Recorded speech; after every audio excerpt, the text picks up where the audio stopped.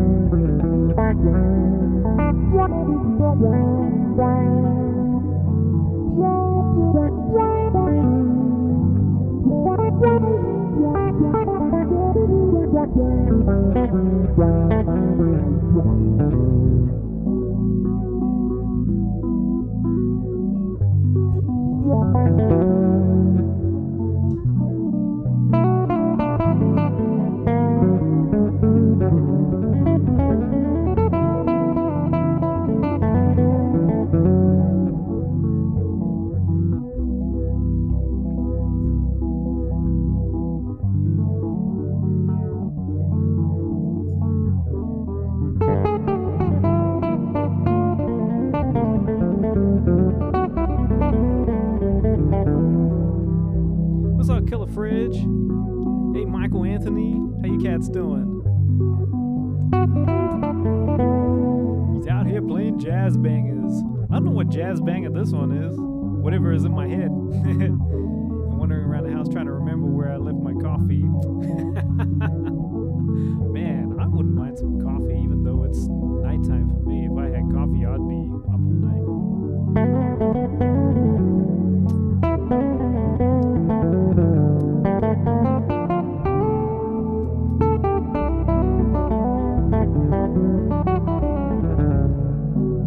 It's 2 a.m. where you are, Michael? Exactly. You crazy musicians, man. When do you ever go to sleep? I can... That was me. Wait, when I was much younger, like in my 20s and all that, we staying up all night, shedding or just jamming or hanging with musicians. Especially after a gig, there'll be the post-hang, right? Now, it's like, sometimes like even at like 9 o'clock, I'm just like, yeah, I'm ready to go to bed. Even though it's 9 o'clock right now, so I'm doing okay. I'm doing okay, folks. Anyway, I'm trying to figure out what chords I've got going on here.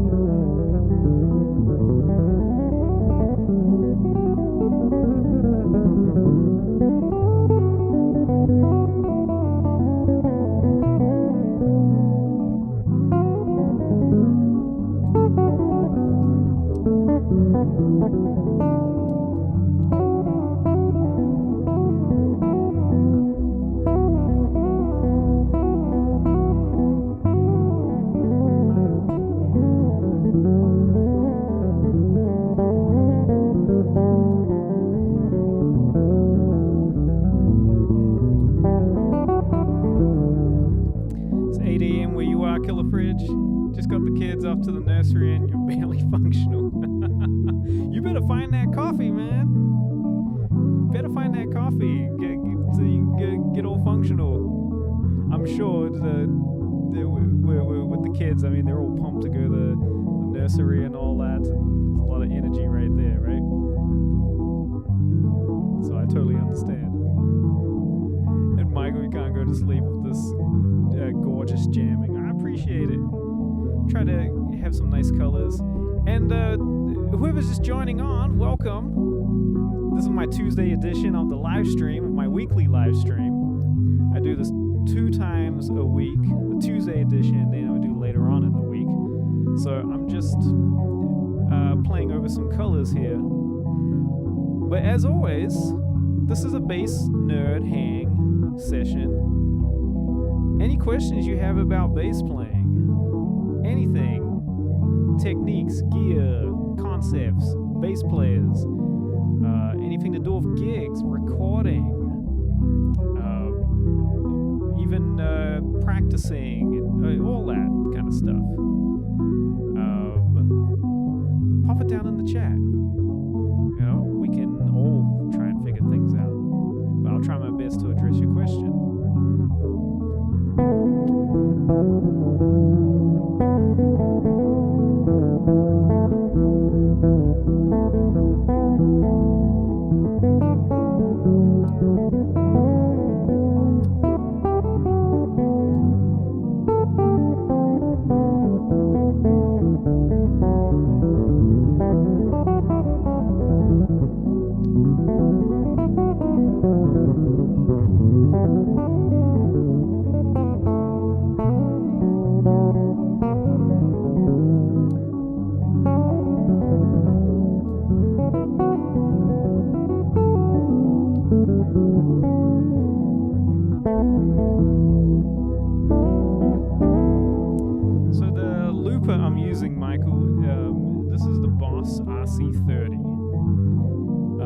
This for probably about 10 years. Prior to that, I was using a Akai Headrush E2, I think it's called, which I'd used for many years. I loved that because it had some great delays and tape echoes in it, but it started giving trouble and all that, and at the time I didn't know who could fix it. So, and I figured, it might be time to just get a new looping pedal. So, I figured, I'll just get the Boss one because a lot of people that I know who like to do looping using. Some of them have the bigger one, but that was like too much for what I needed to use it for. Probably a little too advanced for me as well. I just wanted something that can record something, and I can add tracks, add layers to it, and I can push stop. Play and stop, record. That's all I needed. And I like having the 2-track kind of functionality on here, which is really cool. So yeah, that's what I use. And for the looping function, just using a looper in general, I generally use it for practicing. I'll use it when I'm teaching as well. Like I'll quickly loop like some chords or a bass line to kind of do this. And also here on the live stream too. It's really great to use it when just kind of improvising as well. In terms of using it for live shows, not necessarily, unless I do maybe a solo show, which I haven't done just by myself, which I haven't done in a very long time. Then I would use that. But playing gigs, no, I don't need that.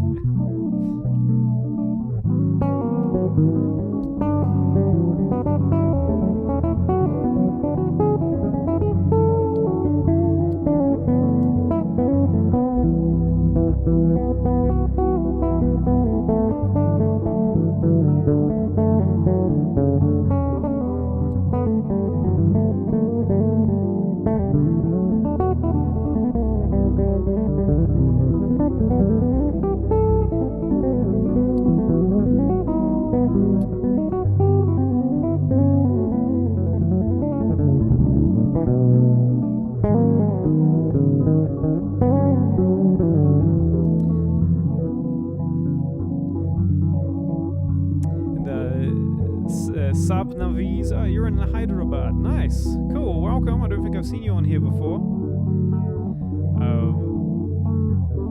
I don't know any bassists in Hyderabad, so I apologize. The best thing that you could do is definitely just you just gotta ask around. That would be the first thing to do if you haven't already done that.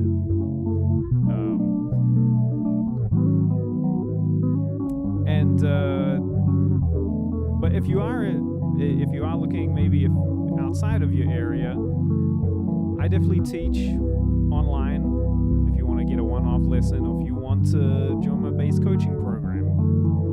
Links are down below in the description box. I'm not in Hyderabad, but I can definitely be on your computer, that's for sure, one-on-one.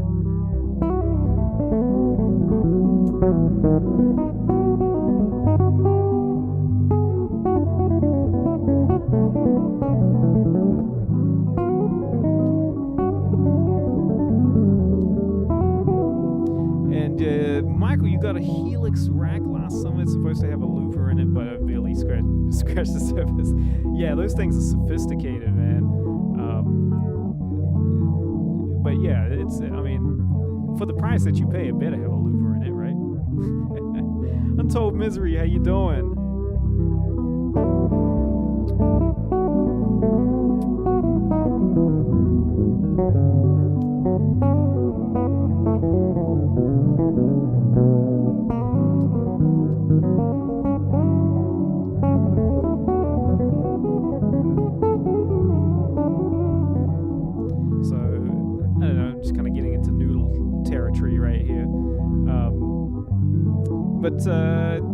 So Killer Fred, you're saying something I've always struggled with is hearing chord colors.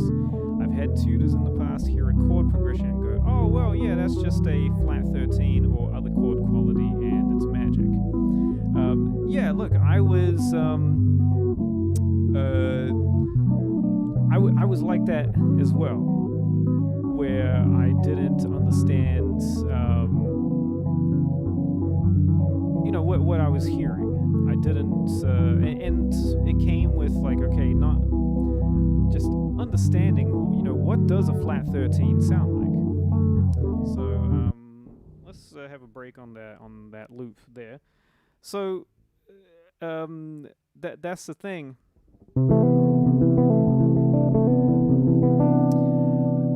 good way to do it is, especially for chord colors. First of all, you want to understand what do the basic, like seventh chords sound like, right? What do the basic things, what do those sound like? Be familiar with that. So obviously, you know, what does a C or just a major 7 chord? I'm going to play it in C. So what a major 7? I'm playing a shell voicing here, right? Where I'm just playing root, third, and the major 7. And then you want to know what a dominant 7 sounds like as well. And then also, when you go into a minor key, what does a minor 7 sound like as well? And then also, what does like a minor major 7? Even something with like a diminished 7 as well. That can also be, this voicing here can also be used for even just like a C minor 6, if you're going to do. So you want to take something that you already know and that you're familiar with, and then build it from there. Like start adding the colors of the chords. And generally when we look at color tones, we're looking at things that are above the octave. So right now I'm playing a C major 7, but I'm stacking, I'm adding a 9 in there. And the 9 being the major second up the octave. And that's really nice, right? And then obviously if I was to then keep going, that note right there, which is just a major third or a 10th, that's in there. But then when we get into like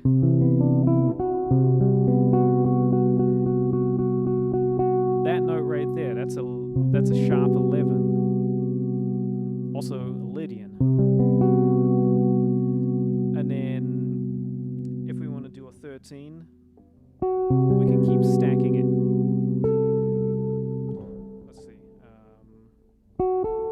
And this is the thing, when you play it on a piano or on a guitar, you'll definitely have a lot of being able to stack them. You'll be able to really hear the colors.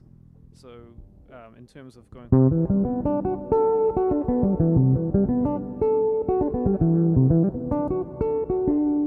let's see. So playing a 13.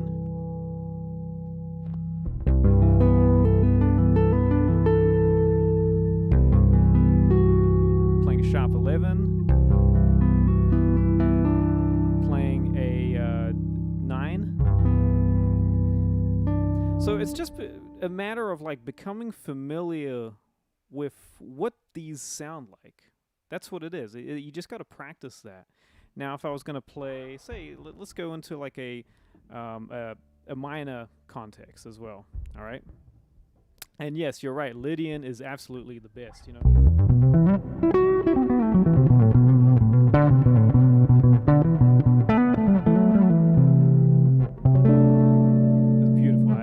Lydian is definitely my favorite mode because I use it a lot to access many different places as well, and it's just such a beautiful sound. It's very ethereal, but it's also very it's very universal. It's a nice, reassuring, grounding kind of thing. That's just how I feel about it. Now, if I'm to go into like a minor 7, C minor 7.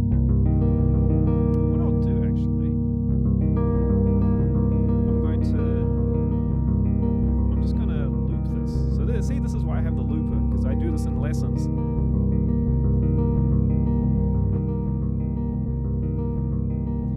Right? So you can hear that.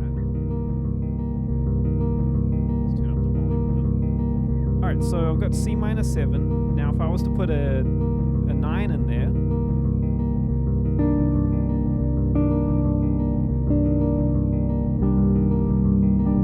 and I'm playing a 5th as well, just to add a little more color. Now if I want to add in a minor 10th, or I can add them both together.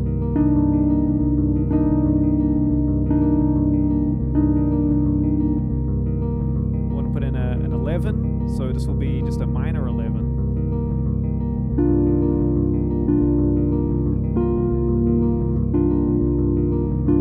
If I want to play a 13,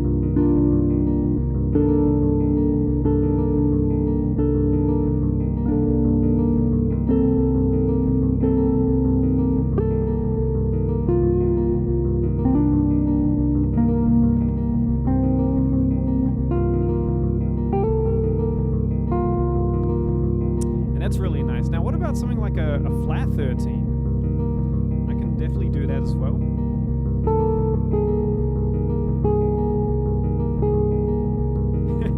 Right? It's got a real crunchy kind of sound. If I was to do it, let's see.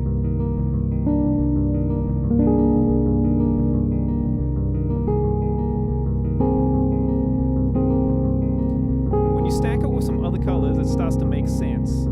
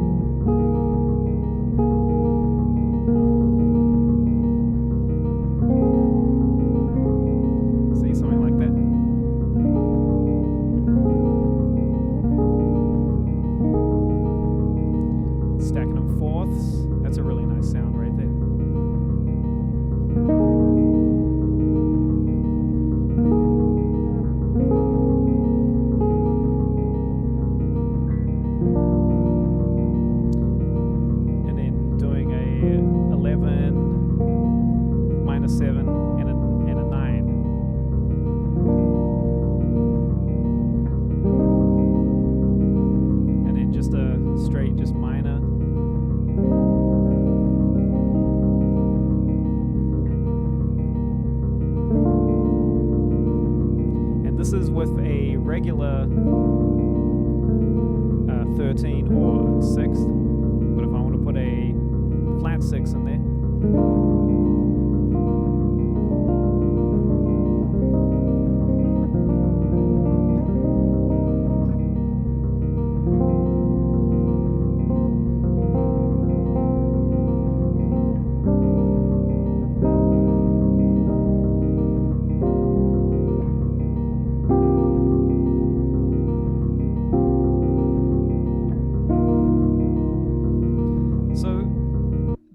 it's a thing of like you gotta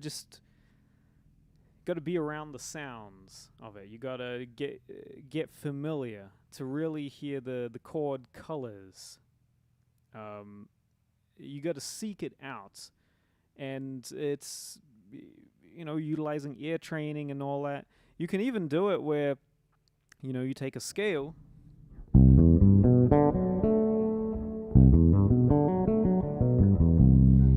Go into the color tones.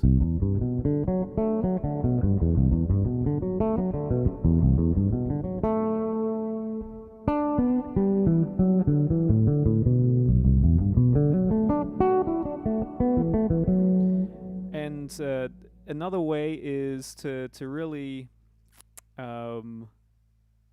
to really get into it as well is looking at like slash chords as well. And where essentially you have a bass note and then you have different triads going on as well. Something that might help you with this is the app called iReal Pro, because obviously, yes, for reading and playing along, but also you can input your own chords as well. And it has so many, like all the different like chord combinations, and you can use that. Say, for example, like, okay, I want to do something where maybe just in the cycle of fourths, I want to just input only C minor 7 flat 13 chords. Something like that. That way you can hear what it sounds like in all keys, you know?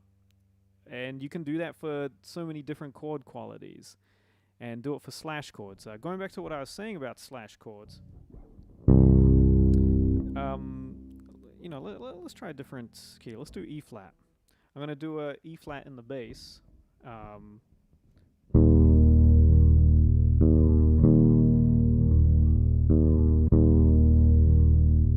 So the thing that I can do is, sure, obviously, is a typical just E flat major 7 triad,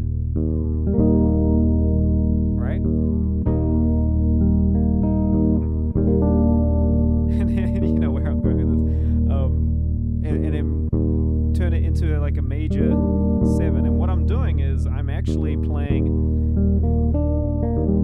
is a G minor 7 chord, a triad. Whoops. So I've got a nice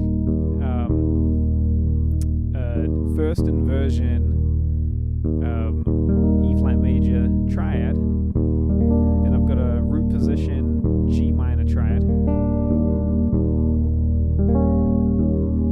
And then I've got a G diminished triad, right?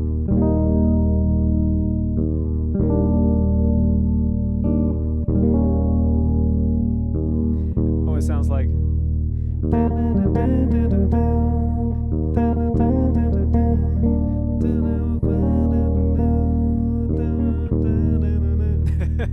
can't take my eyes off of you.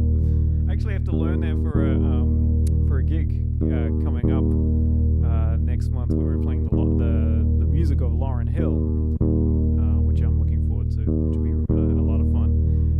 But anyway, and then okay, what about taking something that is a triad that is not within E flat? What if we played like something like a D flat major 7 shell voicing, or even just a D flat major 7 triad. Let's try it. So obviously I did that. Now what about this? Woo! Gives us this nice kind of sus kind of sound.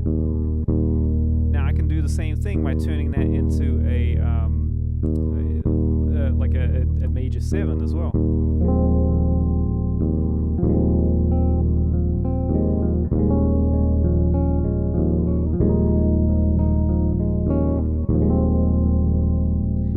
Where essentially I'm playing an F minor triad.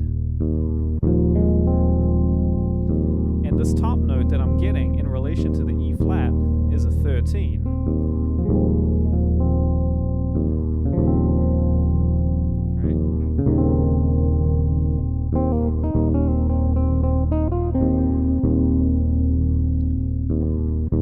So that's really cool when you just take a bass note and just kind of drone it and then try different triads over it. Just try different chords, different type of 7th chords as well.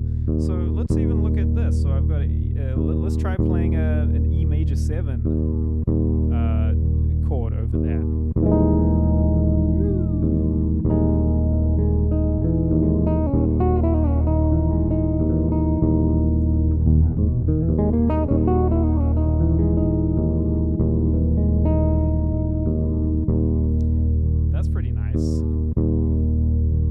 This.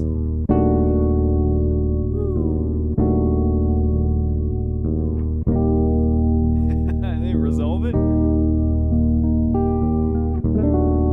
So what I'm doing is I'm playing a second inversion D major triad over an E flat with the bass. It gives us this really intense kind of tension sound.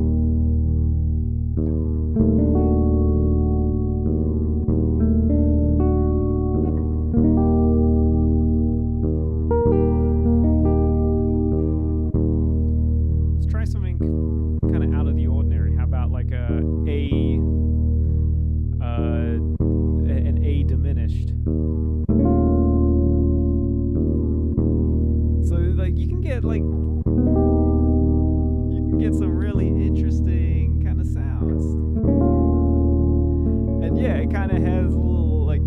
Alan Holdsworth kind of vibe to it, right? So with Alan, he would do like some really kind of close sound. This kind of.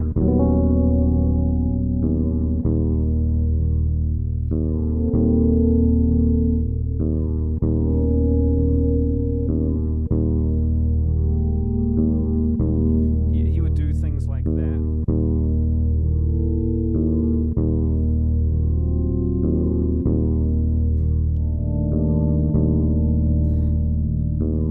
So the thing is, you really just gotta be around these sounds and just take a minute to just figure out, okay, what is going on here. Even if you have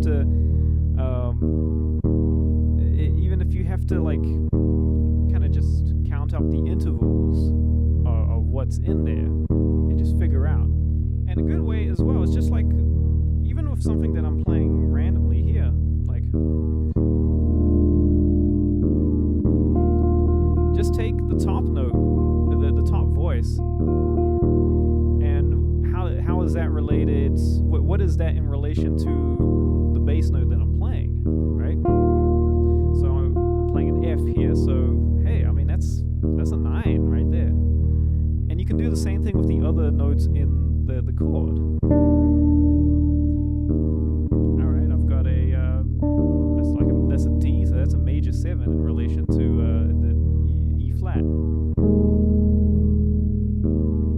And then I have an A flat, and I mean that's a 4th or an 11. But this voicing I'm playing here is essentially like a diminished.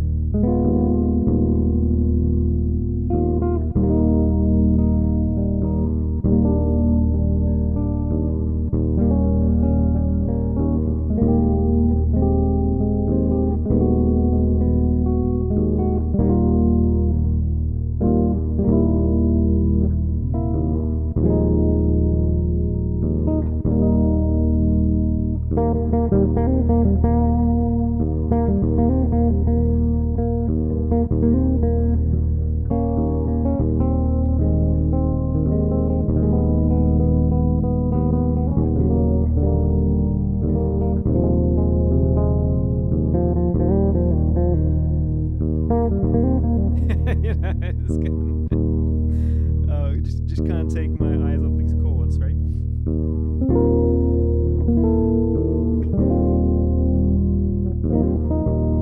So, and that's something that I love to do, and this is how I kind of just started getting familiar with chords, was just taking a note and what is it? And you can even do this on a piano as well. Just sustain a bass note, and then try a different voicing over that, and you're gonna get something really cool. You're gonna get things that sound really eerie and like whoa, and you get something that is like really pretty as well. I mean, this is how you put it together. This is how you compose stuff. This is how you figure out things that you like. This is also a good way of figuring out what is it that you're playing? What are you listening to? What are you hearing? These are some really important things that I do with my students as well, especially those who are not that well versed with music theory and ear training, and even taking like something that is really kind of out and cerebral sounding, we figure out what it is. And it's a lot of fun, and it's also so enjoyable seeing the gears turning in their head, and then also them just clicking with them. Like, wait, so you mean that if I just do that, that's that sound from this movie I was just watching?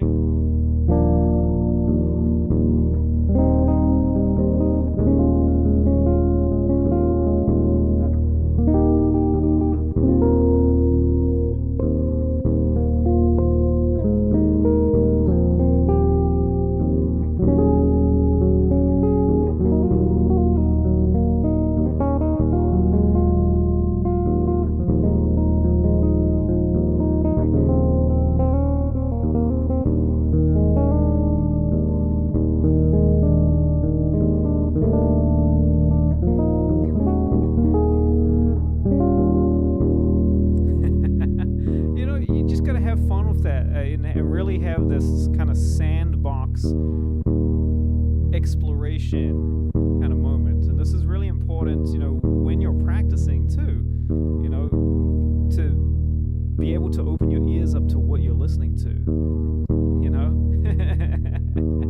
What's up, Mazuka Kai? Nice to see you.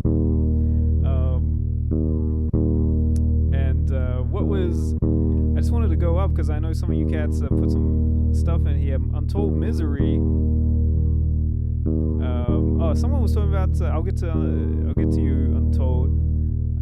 Someone mentioned Steve Lawson. Yes, Steve Lawson is one of my favorite bassists. And now and then he'll show up in the chat here, but he's an incredible bassist who uses he's like the looping master. Like he has some incredible soundscapes. So yes, absolutely beautiful. If you don't know who Steve Lawson is, when we're done here with the live stream, go check out Steve Lawson. Go down a whole rabbit hole. It's just absolutely beautiful what he does. Such a wonderful, skilled, and very unique musician. Untold Misery saying, I'm putting together a parts bass list. Okay, going for a jazz body and a P bass lined fretless neck. Damasio pickups. Okay, nice. Are you thinking of those Damasio Relentless pickups? Because those look pretty cool. They sound pretty cool too. I know they're pretty hot as well, but I wouldn't mind some of those. But that's exciting. I'm definitely keen to hear how that turns out. And Michael was saying he's got a go-to bass as a Lakeland. Nice, but there's no more sexy ergonomic bass to hold than a Fender Jazz. I mean, I'll tell you, the most ergonomic bass I have is this thing right here. Just the way it's that it is built is extremely ergonomic. From this being contoured like this, and also for it to have absolutely zero neck dive. I mean, look at that. It just sits right there beautifully.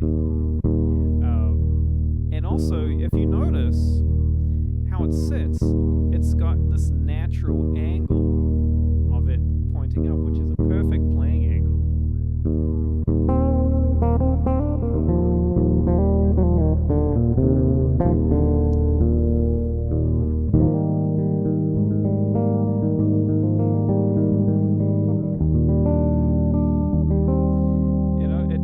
It sits beautifully.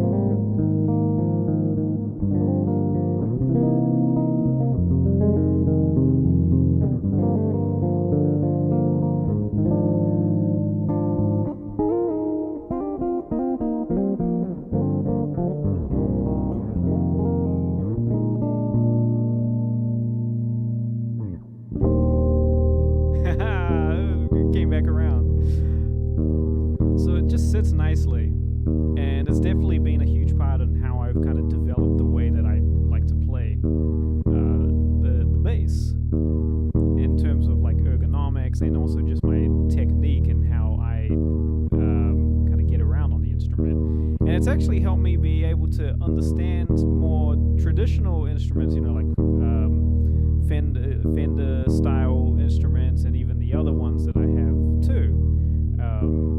So I would say yes, for me this is the most ergonomic instrument that I have, which is really beautiful. The good old Ibanez groove line. What else we got going here? He's saying we've got gas lately. Now he's not talking about actually, he's giving gear acquisition syndrome for a 6-string, and I'm not helping. Hey, it's all good. When do we not have gas? For those of you you who are only just tuning in, he's going, what? So it's cool. And yes, iReal Pro is really great. It's a great practice tool. I use it all the time. I love it. It's great. I love inputting chords in there because it's just absolutely. I think it's just necessary in your toolkit. And so again, this is the Ibanez groove line.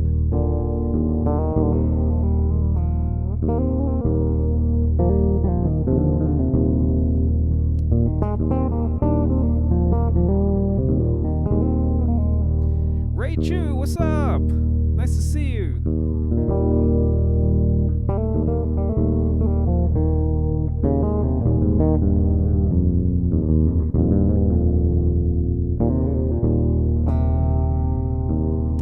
Get a six. Six string is the best. I would have to agree. I mean, look, I love all the basses, but I'm definitely partial to a six string. Now, I will tell you, for those of you who have seen my Instagram stories, some of you might have not. So,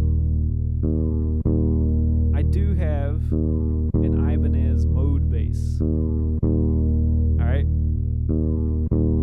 But why am I not playing it right now? Well, because I'm going to do... So my live stream that's later in the week, Thursday at 1:30 p.m. Pacific Standard Time, I'm going to be doing the whole live stream just dedicated to the mode bass. And because I'm still kind of doing some adjustments to it, kind of setting it up to my personal preference, getting used to it and all that, just really understanding how how to really dial it in properly.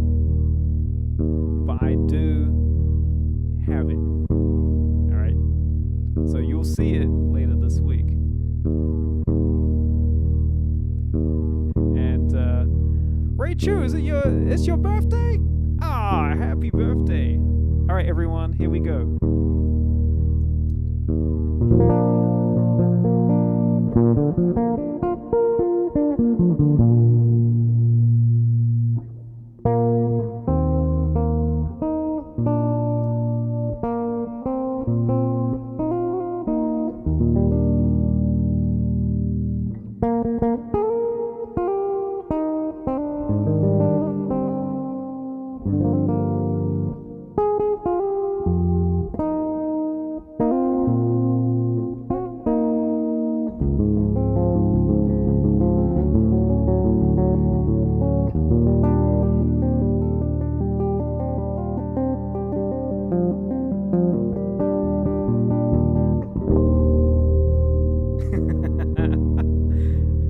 Returns, Ray Chu. I'm glad that out of all places, on your birthday, you wanted to join in here. So now that you're 18, you can, go out to bars and finally do some, gigs and all that, right? No, that's so great. And what's funny? Exactly a month ago, I had my birthday. Since Feb 17th, my birthday was exactly a month ago, which is crazy. So it's like, wow, a month already? Huh? So many happy returns, Ray Chu. Glad you could be here, and I do hope you have a wonderful day, whatever you have planned. But it's great that you were here. So, and I appreciate your support and all that for showing up. Get that coffee going. Maybe you can get Killer Fridge some coffee. Did you find your coffee, Killer Fridge? I'm like, I want coffee. I want coffee. I really do. That's all good. I've actually had a little break from coffee for a few weeks now. Been enjoying having a cacao, which has been really nice, and also just some green tea. So that's how I've been getting my caffeine.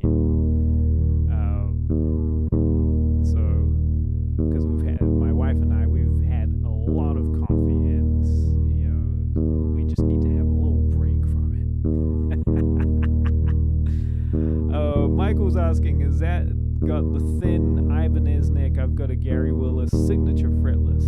Sweet. So the neck. So this is the spacing on this. Oh, are you asking about the mode bass? But the spacing on this bass. This is 18 millimeters, which I absolutely love. And 18 is kind of my preferred kind of spacing. The mode bass is also 18 as well. I don't mind 19. For me, I kind of like a wider string spacing. The Ibanez sound gears, I can't play them. They're just too narrow for me. I can't get around because I feel like my fingers are just kind of too. The strings are too close together. It's a little difficult to kind of slap, and also my fingers, just in terms of it needs to. There's a certain reach that it has to go to. That's what it is. So it's really interesting. But yeah, all this positivity is making the world a better place. Hey, you know who knew that bass players could make the world a better place, right? But it's true. I mean, this is one of the reasons why I love doing this, is because connecting with you all, but also it's just so great where we can all get together and just hang out and just talk about the thing that we love, and that is bass playing, Anyway, I'm getting tired of this E-flat drone.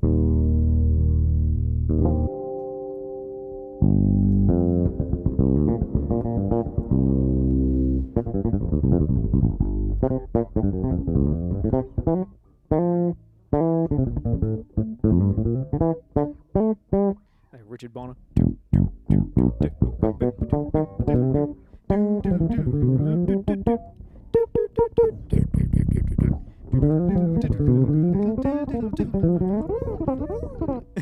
I love Richard Bonner, man.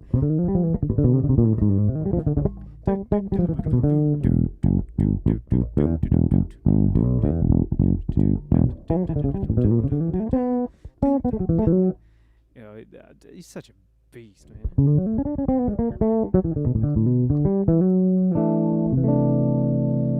So, yeah, get the green tea going.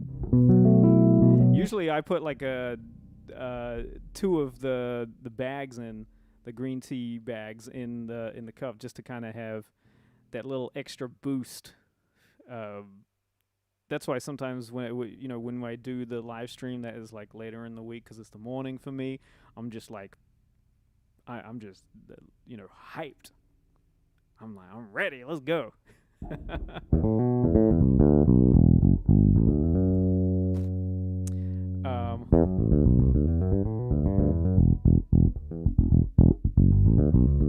What do you? So I'm curious. What is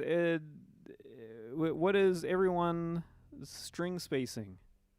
Obviously, I'm into at least 18. Although my BTB 6-string in the back there is right now 17.5, which is fine.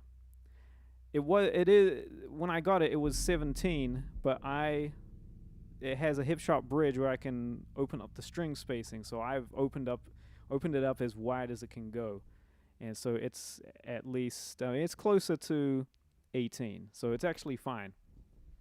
But what do you think? Obviously on a 4-string it's going to be a little more. I know a jazz bass is like 19, right? And a P bass is probably like 20, right? Which is totally fine for me, So it's all good. But what do you think? Who's into a smaller string spacing, right?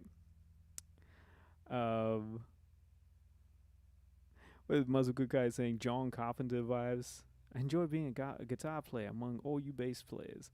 Hey, it's all good. And I love that, not just bass players also love to come and hang out here. There's also drummers and other musicians that jump in, which is really cool. It's just this is for anyone who just loves the bass. Doesn't matter if you were a bass player or not. That's what I love doing. Charlie Dixon, what's up, bro? Can I do a bit of slap bass? Oh yeah, sure. I absolutely can. You're not gonna get like Victor Wooden from me, but absolutely, I can do that. I have done some, I like to call it thumping. That's the actual term of it. Is thumping. When you hear Larry Graham and Louis Johnson and those pioneers talking about it, they're talking about thumping. That's what it is, because they're thumping the bass. Now and then I play some tunes where I do some thumping, but yeah, careful, those fingers are going to ignite, man. Earth Jam, sure, why not? So Ray Chu, you like 18 millimeters on a 6-string. Untold Misery is going for 20 to 21 for a 4, 19 for a 5. Okay, yeah, no, that's nice. Savak, what's up? How you doing? It's been a minute. And he's asking, how's the mode bass? Hey, the mode bass is really cool. You're going to see it on the live stream later in the week. All right? I'm still getting my head around it, even though it's like you're probably thinking, oh, it's just a 5-string fretted. What do you think? I'll tell you, it's been a minute since I've played a 5-string fretted bass. I have a 5-string back there, but it's a fretless bass, and that bass gets played differently than how I would play a fretted bass. Right?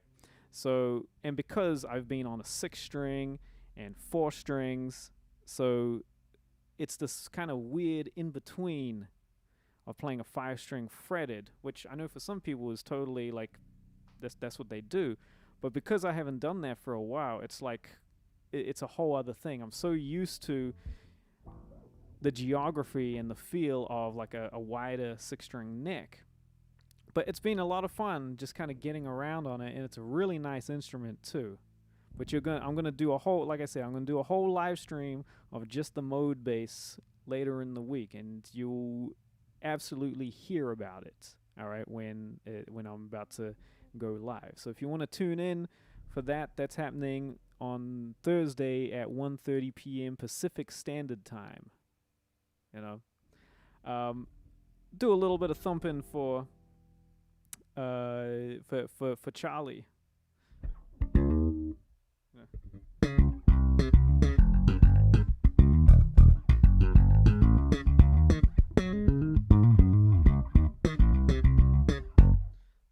Might be cool to do it over like a groove or something.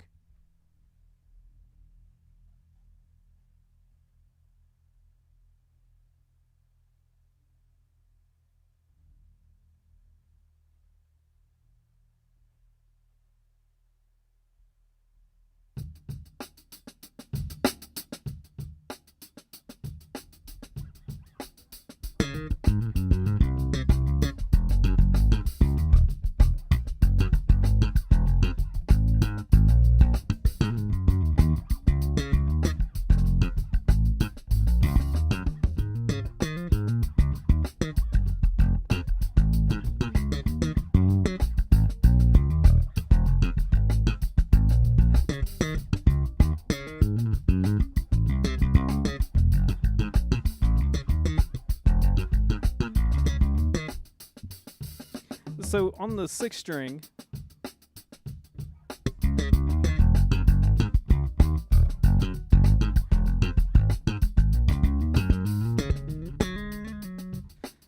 that's the thing, is that like that's the extent of the thumping that I would do. It's really for just holding something down and for kind of color and vibe.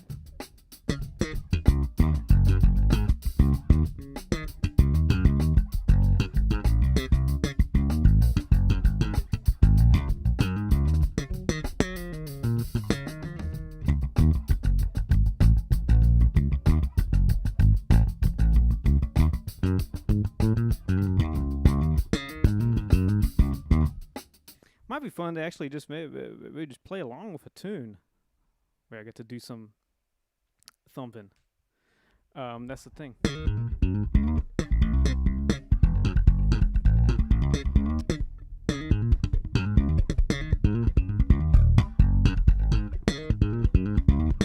And I kind of go more of like the Lewis Johnson kind of side of things.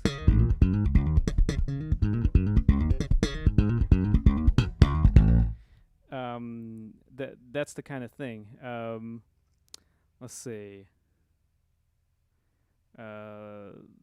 Yeah, it'd be fun to just kind of do a little thumping. Boom. Let's see. What do we got? No, not that one.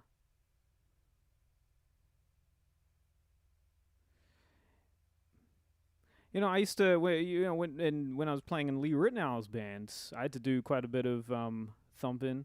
Actually, maybe I might do that. I'll play a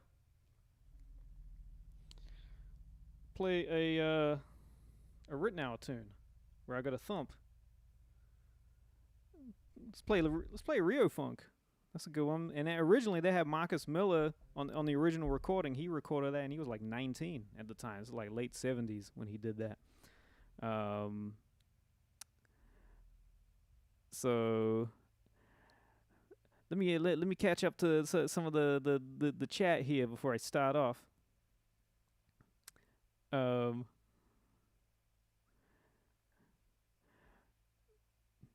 Hey Michael, thanks for hanging out. Yeah, 3 a.m. for you in Louisiana. go get some rest, and I'll see you. You know, be sure to tune in later in the week for my other live stream, and you get to see the new bass. So take care, Michael.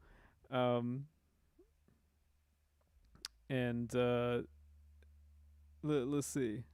Killer Fridge, I honestly have no idea why I prefer spacing-wise. Whatever I play consistently is always the most comfortable, unsurprisingly. Yeah, exactly. And I think because for me, I've done probably the most kind of development and figuring out of things on this instrument, and so I got used to it, and it turned into the standard of what I'm really accustomed to. And this is definitely along the lines of like a traditional, like kind of a jazz bass, right? So whenever I play on someone's jazz bass, I'm just like, oh yeah, this, you know, just the spacing is what I'm into, even with the 5-string or whatever, you know. Is Savagas saying awesome? Rachel say 5-string always throws me off. I'm always 1 string off one way or another. Hey, try playing 6-string, right? I'm just like, wait, what am I doing? Even after playing this thing for how long have I been playing 6-string now? I've been playing 6-string for 22 years, which is like crazy. That's older than you, Charlie Dixon. I've been playing 6-string bass longer than you've been alive. Oh man. Savaga's saying, when I switch to a jazz bass, although I play 5 strings, I can't play without looking because of the string spacing and how the frets are wider. Yeah, so there's some basses where I'm definitely like that, especially a bass that has like a longer scale length. I kind of get that, and it just feels, even just like a 35-inch just feels like, I just have to go that extra little bit. You know what I mean? So it's all good. Ever mess with a bass with a tremolo? I've played a bass with a Kayla tremolo bridge, and it was crazy. It was awesome. Oh man, thank you so much, Michael. That's so generous of you. I appreciate it. Thank you so much. I hope you have a great rest, and definitely join in later in the week for my other live stream. So thank you. That's really generous of you, Michael. Appreciate it. Always great to see you. Go get some good rest for sure. What was I talking? What was I talking about? Yeah, bass with a tremolo. It was cool. I loved it, and I even considered, like, on one of my basses, like, oh man, what would I have to do to get something like this on there? But there's a lot of work in order to do something like that. You have to like route out where the bridge is gonna be, and you have to countersink it, and then you got to change out the nut and all that. Like, it's a whole other thing. And I'm just like, oh, you know what? Maybe not. It's all good. And now you could just get one of them. You could just use like a whammy pedal or something, or you could even. There's this. I forgot the name of the company, but it's like a digital one that sounds really good. It's literally a thing. This bar. It's like, it's kind of almost like MIDI, and you can put it anywhere. And it's just like, it's so dope. I gotta look on Instagram what company it is. I can't remember. But it looks so dope, and a lot of guitar players you can use it on any instrument too. You put it on your ukulele if you wanted to, or a mandolin. Things like that. You put it on an upright bass too. Why not? You could. What might even be cool? You put it on a vibraphone. You have like pitch bend on a vibraphone. There we go. Whoever's a vibraphone player around here, there you go. I just gave you an idea. Let's see what's going before I play a tune here, which is Rio Funk, where I do a little bit of thumping. Good fella, nice to see you. Thank you. Untold Misery, you did an Earth, Wind, and Fire track a bit ago. Do you remember which one you played by chance? Yeah, I mean, I could play it again, too. Are you talking about, was it a slower one, or was it a more up-tempo one? Because if it was a slower one, it was called You and I. And the other one, up-tempo one, I'm spacing on the name of it, but I could definitely let me know if it was the fast one or the slower one. Savaka saying, by the way, the DR steels are so much more tense than nickels. Still getting used to it. Yeah, absolutely. They definitely have a little more. You just got to play them in. But I loved it because they have a great amount of resistance, not too much and not too less, and then I got used to those, and then I tried the nickels, and then the nickels were just a little too didn't have as much resistance. So I was like, so I definitely love the right amount of grip that the high beams and the fat beams have. So that's what I use. But the high beams are definitely my go-to, and that's what's on this bass right now. I think. Do I have high beams? I can't remember. Yeah, I think it probably has high beams. I think it is. Yeah. And Mazuku Kai, you would have to have a dedicated bass for a tremolo, but there are many awesome devices now. Exactly, yeah. Can you do the Ridge Racer track? Oh, I could totally do the Ridge Racer track. Let me play, I'll tell you what. Let me play Rio Funk. I'll do the Ridge Racer track. And Untold Misery, okay, you've told me that it was the faster Earth, Wind, and Fire track. I'll do those 3 tracks. All right? But yeah, I could do the Ridge Racer track. Oh man, I miss playing that game. I absolutely loved playing Ridge Racer. Good old PS1, man. But I still, even though I don't own a PS1, I still have that game. I still have it. For any time that's I'm to get a PS1 or even a PS2, because PS2 you can play PS1 games on it, right?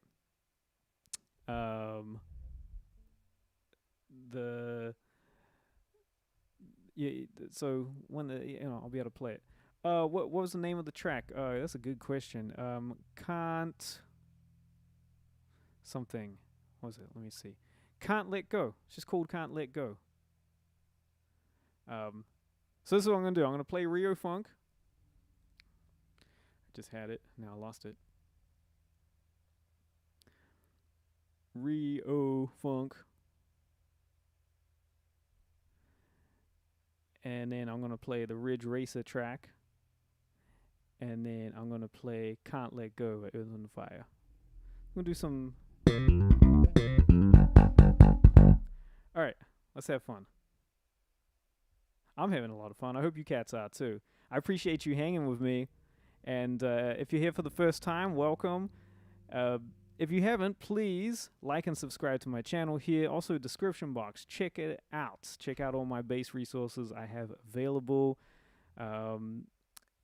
Anything to help you, courses, you want to take some lessons with me, join my bass coaching and mentoring program.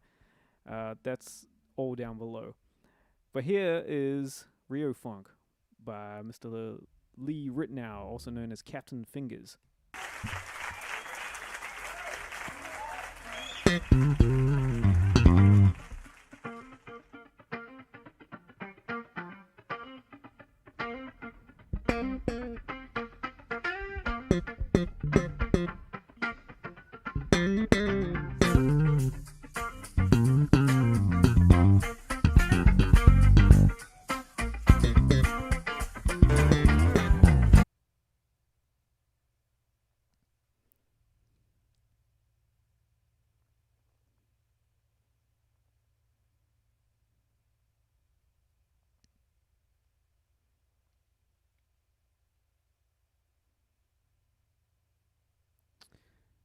Hey folks, I apologize. My computer just was like, nope. And just absolutely just crashed on me. It just froze. I was about to get into it, and then the music cut out. The mouse froze, and then it just screen went to black and just restarted itself. So, I apologize. Ooh, computer said no. I know that reference. So anyway, I'm gonna try it again. The thumping was too intense. And it was cool, man, because there's like a lot of people here too now, like where everyone's gone. It was like, oh no, I should be alright now. Anyway, let's get back into it. All right. So, as I was saying,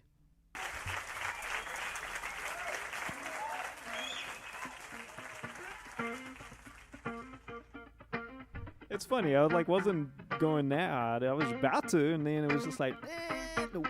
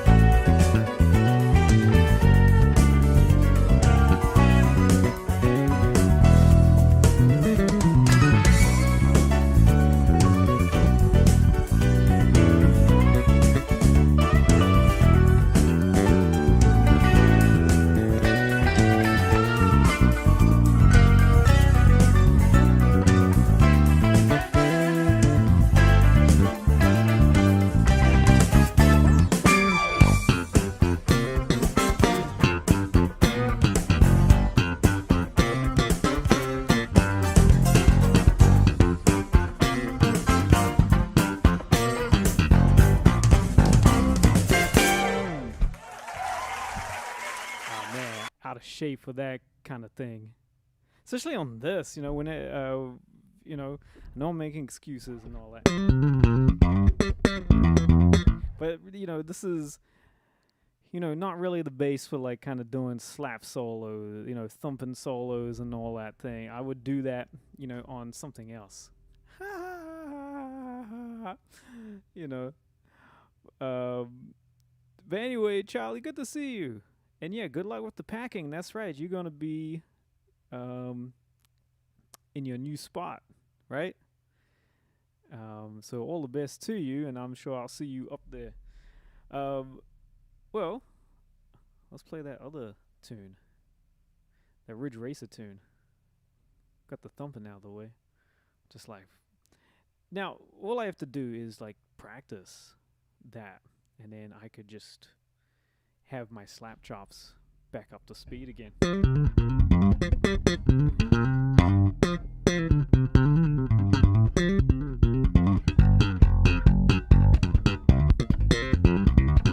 You know, I could just get that together. Anyway, I'm going to play this from Ridge Racer Type 4, which is one of my favorite PS1 games. So, Naked Glow is the name of it. Real cool, like, you know, really cool. Like, it's definitely kind of got like a more like late 80s, early 90s, like kind of almost Cassiopeia, that kind of like, you know, Japanese jazz fusion kind of vibe to it, which I absolutely love. Anyway, here we go.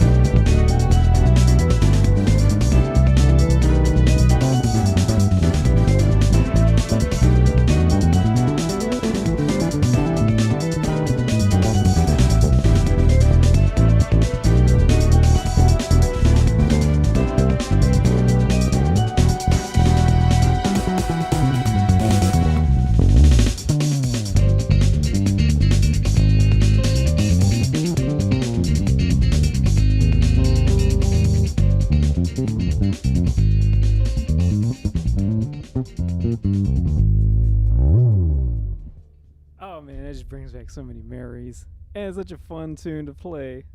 It's so fun to play. Really is.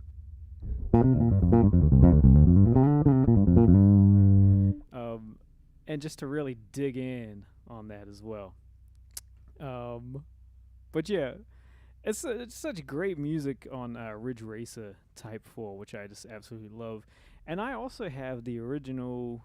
I have the first Ridge Racer. Remember, it was like Namco. That was the company that that developed. That was the game developer, I think, right?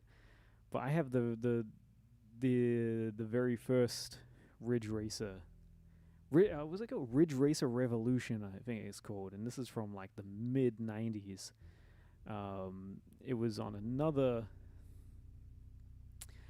device, right? And then they ported it for PlayStation when PlayStation came out. But it's just so fun. Anyway, I'm gonna play this Earth, Wind, and Fire tune. The Can't Let Go.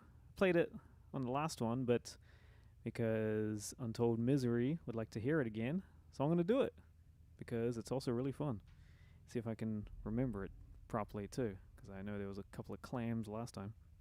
Anyway, but in Verdine White being one of the great bass players as well, incredible, just feel and musicality. And, he's a classically trained bassist as well, which is really cool. I mean, all of those guys are just phenomenal musicians. Maurice White was an incredible musician, obviously being an incredible vocalist, but incredible drummer as well. Played a lot of Ramsey Lewis as well, Ramsey Lewis Trio in the early 70s, late 60s, early 70s. Played a lot. So, yeah, anyway, Earth, Wind & Fire, Can't Let Go.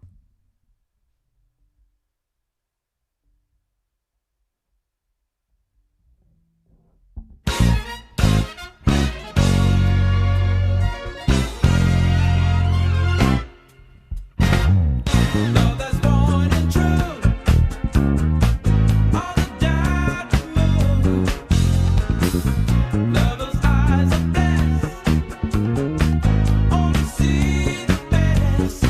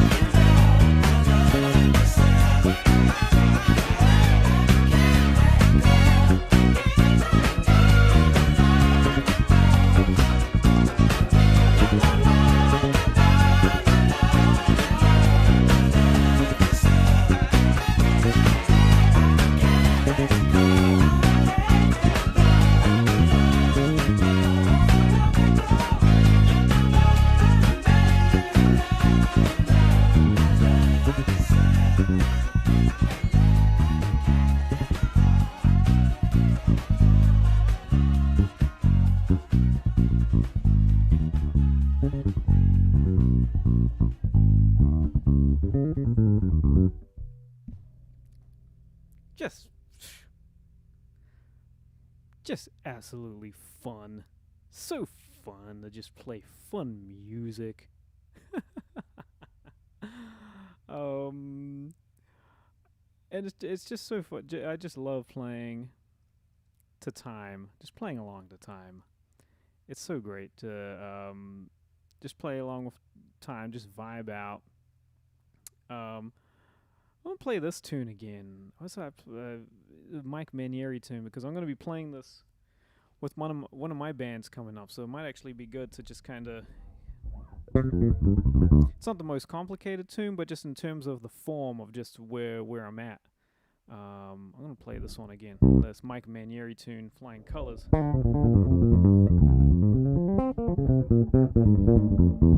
So in a way, I'm kind of practicing it for some gigs coming up, with my own band, which is really cool.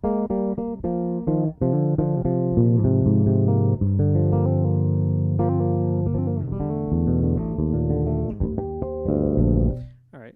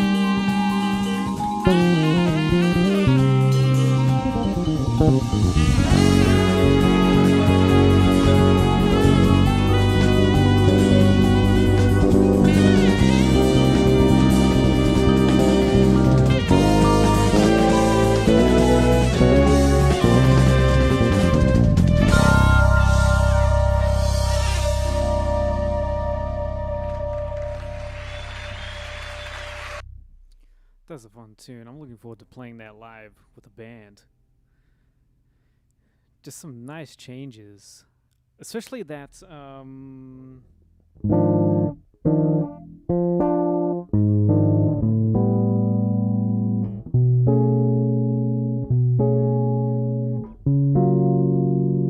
beautiful. Yeah.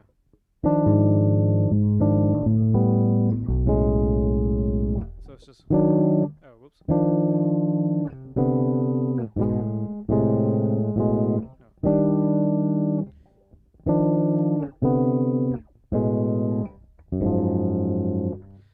Obviously, I'd play it up the octave.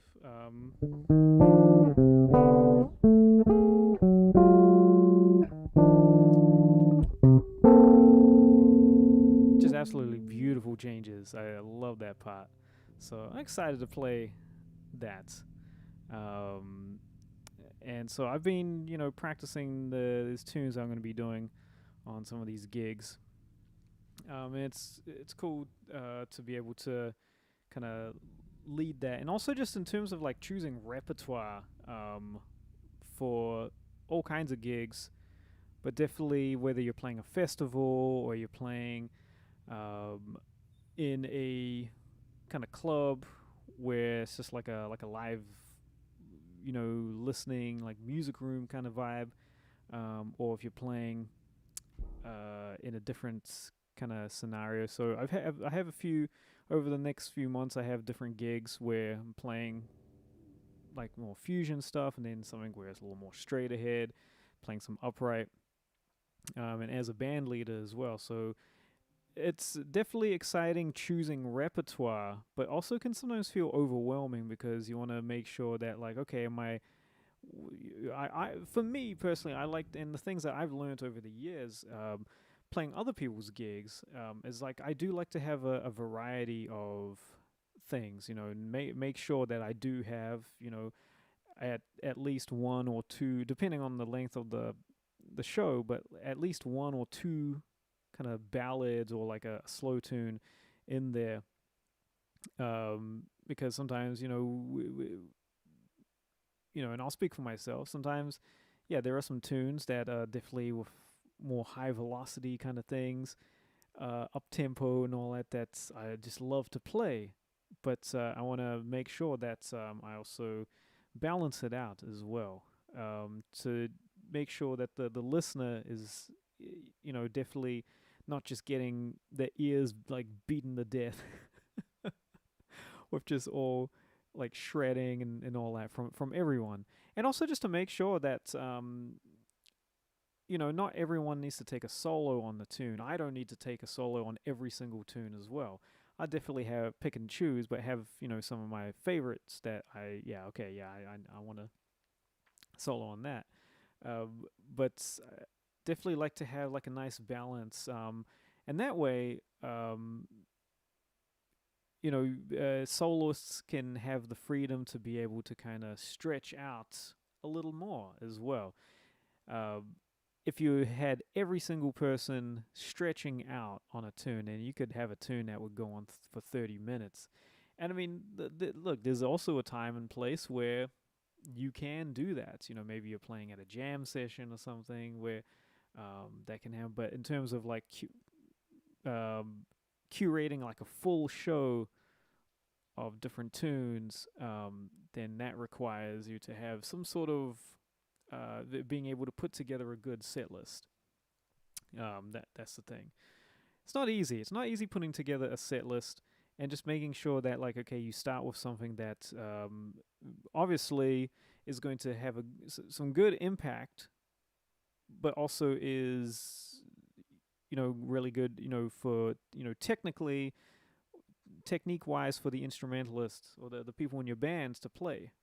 And this is very important with vocalists as well. There's I think I mentioned earlier, I have a gig coming up where we're playing the music of Lauryn Hill, and so obviously there's a vocalist on this gig, and just making sure that in terms of pacing it out, that vocally that she's comfortable with. Obviously different tunes in that set is going to have different requirements of what you have to do vocally.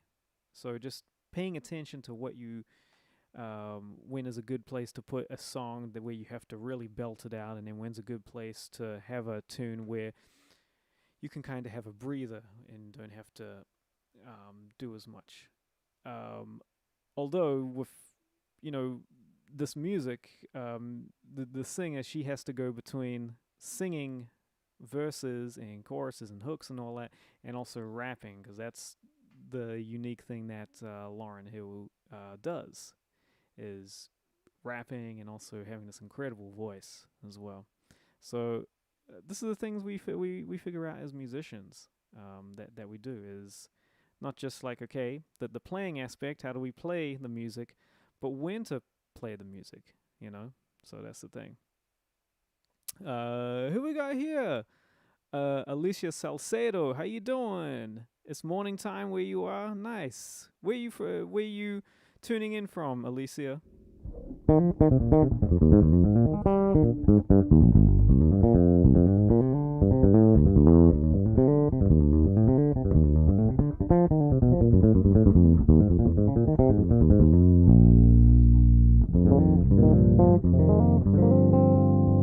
Tune up. Digging in a bit there, so kind of a little out of tune. Now we're okay, actually. I need to just recheck the intonation on the bass.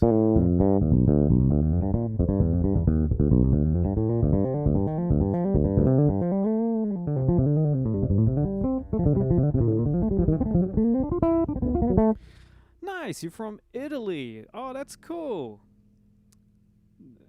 That's so cool. I've been to Italy. I've toured around Italy. I was there for 2 weeks with Peter Erskine in the Dr. Band. We toured all over, and it was one of just the greatest times I've ever had. It's just such an absolute beautiful country. And of course, I mean, food was just absolutely exquisite. The food was just I mean, my gosh. That was just 2 weeks of just absolute food heaven. It was just beautiful. So I appreciate you tuning in. And you play drums, so that's cool. Play drums, or you love bass too. Well, hey, I play bass, but I love the drums. In fact, I like to think like a drummer in some cases when playing the bass, especially when playing just some good time, playing just playing pocket and all that, and just the approach. I definitely like to think like some of my favorite drummers, people like Vinny Colaiuta, Steve Gadd, Javi Mason, Yogi Horton, J.R. Robinson, Peter Erskine, of course, Dave Weckl. A lot of these cats, Billy Cobham, Tony Williams. I mean, I could just go on. As much as I've studied bass and bass players and bass playing, but I've also studied a lot of drummers, because I think it's important for a bassist to know how the language of drumming works, especially when playing, especially with these different types of players that I've mentioned, who is just only just a few of some of the greatest innovators. But it's really important to know how that language and that style, and just the different types of ride cymbal patterns, hi-hat patterns, the different type of comping on the snare and ghost notes, and the way things are tuned and all that, and the way that drummers might push and pull on certain parts of the drums. That's important to know what's going on there, because that affects how we play. That affects what we do. It affects how we sit in the pocket. And the perfect example of that for me is someone like Rocco Prestia with Tower of Power.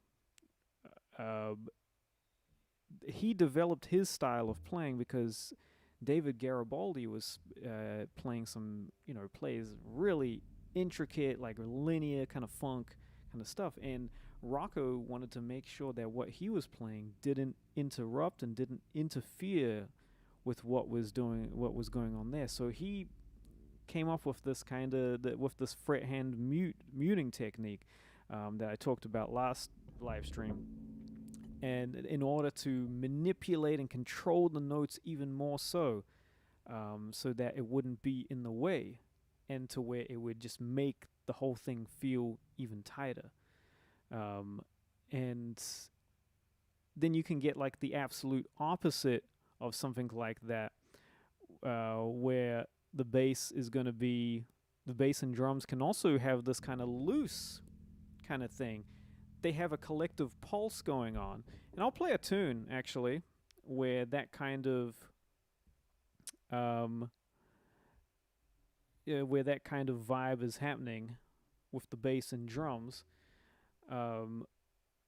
which is the total opposite to, what you would hear with, something like Tower of Power.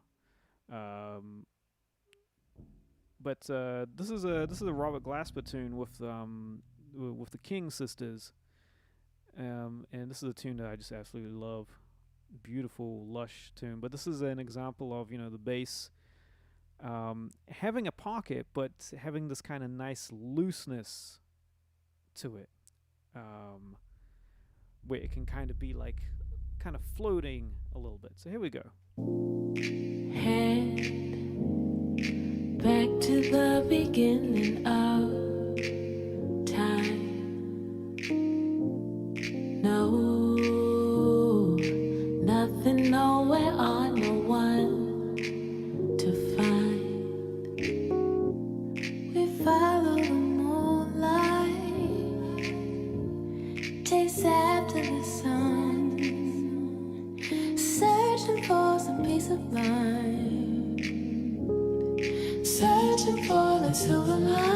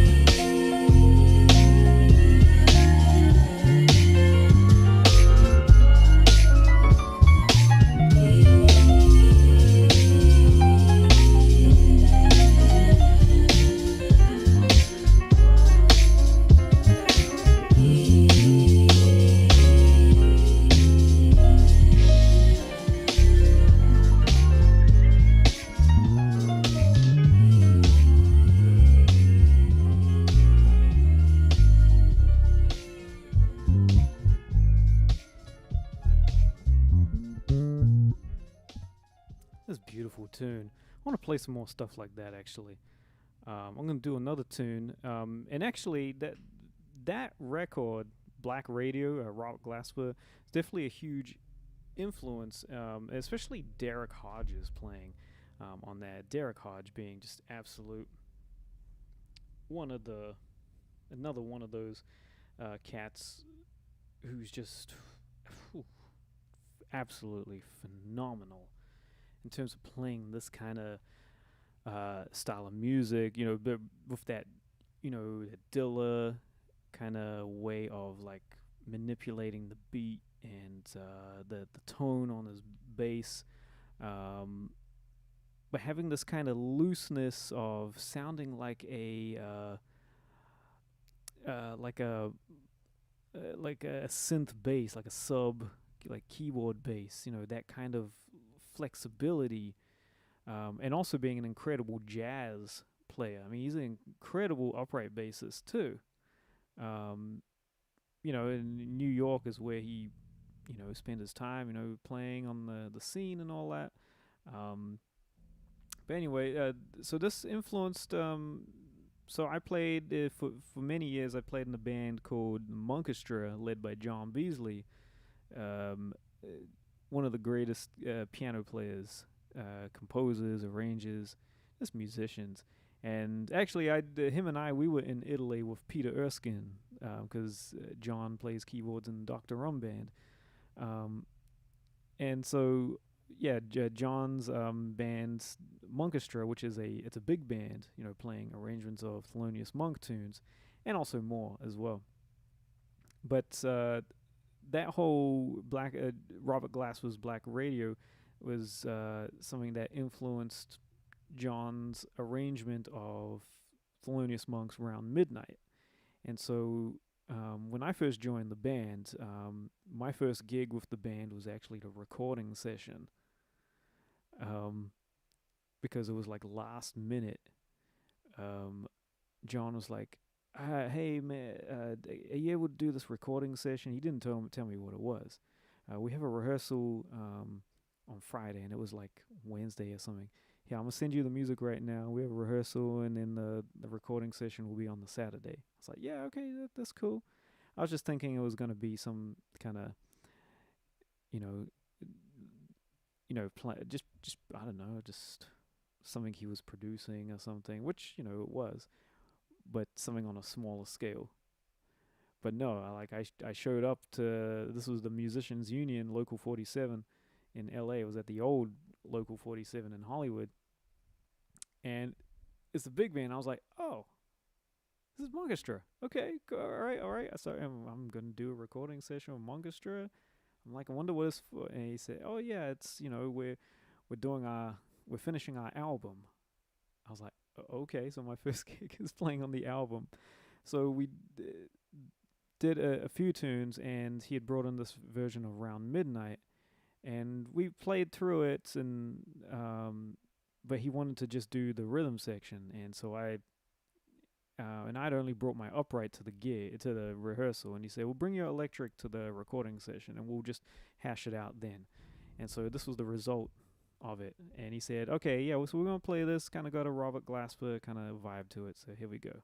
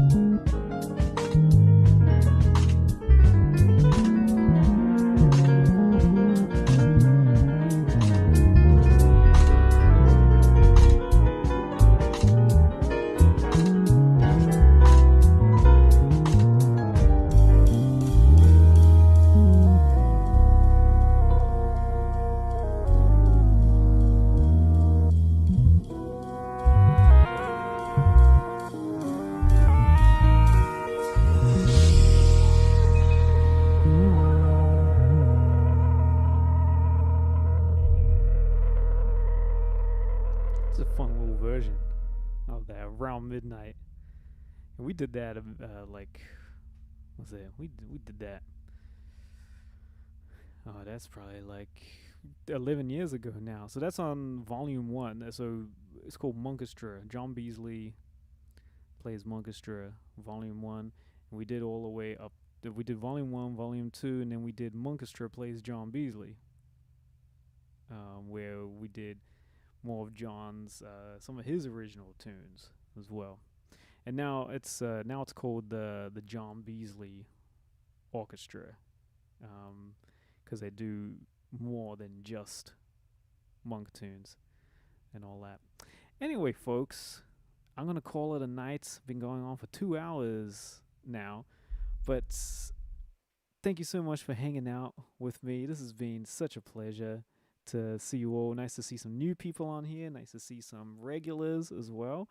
And if you haven't already, please like and subscribe to my channel here, because you'll get to know whenever I go live and also whenever I post any content here on my channel. Now, I just want to let you know I'll be doing another live stream. This happens twice a week, but I'll be doing another live stream later this week on Thursday at 1:30 p.m. Pacific Standard Time. And it will be a very special one because I have a new bass that I'm going to be unveiling, and it is the Ibanez, the mayonnaise, Ibanez, the Ibanez Mode bass. And it's a 5-string, and it is incredible. And I'm just kind of getting used to it and just making sure I know how to use it properly and how to dial in different sounds, and making sure that it plays to my specific, to my playing style and all that. But so far, so good. But if you want to see that, the whole live stream is going to be dedicated to that. I'm going to be doing a whole rundown of it, give you my thoughts on the different things about it. And also I'll play along to some tracks as well. So you get to hear it, what it sounds like blended in with on some tracks. Because other than just hearing, it by itself, you got to hear what it sounds like in the context of what it's going to be used. So that's going to be 1:30 p.m. Pacific Standard Time on Thursday. So make sure you don't miss that. And the best way to know when I'll be live is to subscribe, is to like and subscribe to my channel here. Thanks, Raichu. So great to see you, and happy birthday. I hope you have a wonderful day. Many happy returns. No, it's not a mayonnaise bass. Those are really good, though. Those are really nice. I've played a few. I've played Hadrian's ones as well. His personal ones, which are really nice. Super low action, though. I can't hang off the super low action. I need a little bit of resistance, But really nice. Also, don't forget, in the description box down below are all my links to all of my bass resources here at Bass with Benjamin. My courses. If you want to take a one-off lesson with me, just a one-on-one lesson, you can do so, as well as you want to join my bass coaching and mentoring program, which is also one-on-one, but it is for a longer period, and I keep track and hold you accountable to the goals that I'm going to help you set in your bass journey. And that's open to beginners, intermediate, advanced players. All levels are welcome, and you don't have to be just a jazz player to do so. If you're a bass player and you need help in your bass journey, you want a mentor, you need the occasional pep talk, you need someone to give you feedback on your playing on a weekly basis, this is the program for you. And again, it's one-on-one, so you'd be working with me. We'll get to know each other very well. I get to know your bass playing really well too.